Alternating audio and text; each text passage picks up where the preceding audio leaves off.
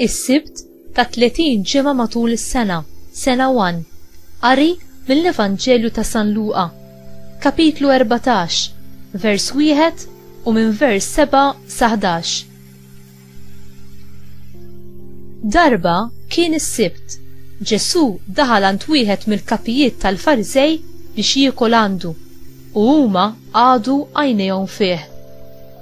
Billi raba għajnejh kif il-mistednin bdew jaslu il-postijiet ta' quddiem fil-mejda, għalilhom din il-parabola.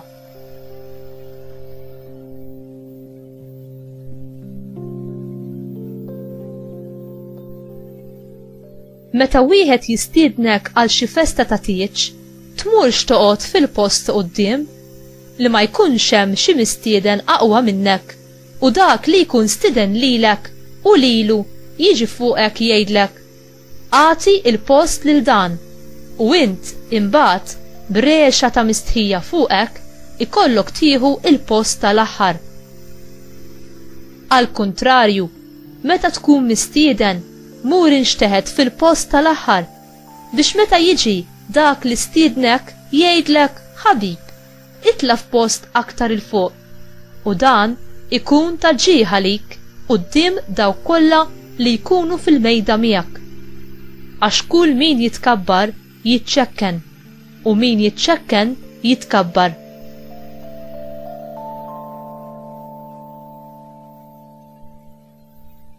Il-kelma tal-mulej tifħil lilek Kristu.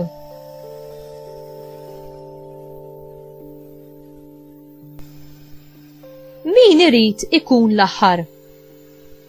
Ibis naturali li tixtieq ir-rispett u l-istima mingħand l-oħrajn? Il-parabola ta' Ġesu dwar il-mistednin għal festa tat-tieġ tikxef il-motivi tagħna ta' tfittxija għall-unur u l-pożizzjoni. Il-pożizzjoni tagħna nfusna hija ħafna drabi miksuba għaskapitu tal-oħrajn. Il-parabola ta' Ġesu tkompli sostni it-talim tal-ktieb tal-Proverbji, kapitlu 25, versi minn 6 sa 7. Tersaqx il-qudiem lejn is-sultan, toqgħodx fejn joqogħdu l-kbarat, għax aħjar jgħidulek itla l-fuq milli inisluk l-isfel quddiem il-kbarat.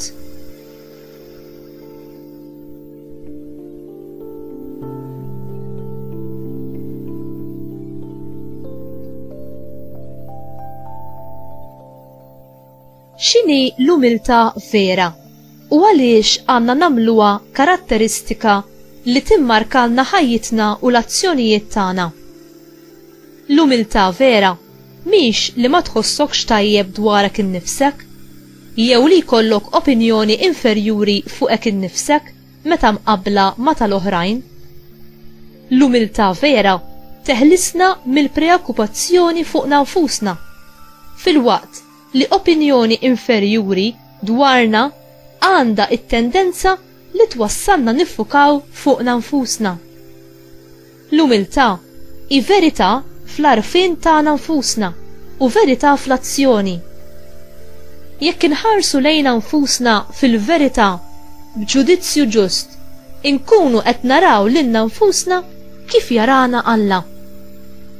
L-umiltà teħlisna biex inkunu nistgħu nħobbu u nservu lill-oħrajn mingħajr egoizmu għalihom infushom aktar milli biex niggwadanjaw xi ħaġa aħna. Pawlu l-Apostlu jagħtina l-akbar eżempju u mudell ta' virtù fil-persuna ta' Ġesu Kristu li tneżża minn kollox billi ħa in-natura tal-sir, ċekken lilu nnifsu billi qobda sal-mewt, anzi sal-mewt tas-salib. Din insibuha fl-ittra l-Filippin kapitlu 2 versi minn 7 sa 8. Il-mulej jagħti l-grazzja tiegħu lill-umli. Int trid tkun għaddej umli u taqdi kif qdiena Ġesu?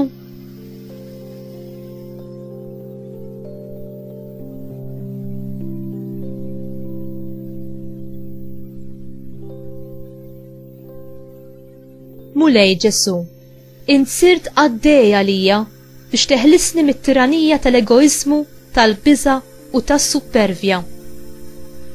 Aziza Marija, xempju tal-umiltà u għaddejja qalbina ta' Alla u tal-bnedmin, enni inkun umli bħalek u nħobb qalb kbira lil dawk li ibnek iridni nservi. Amen.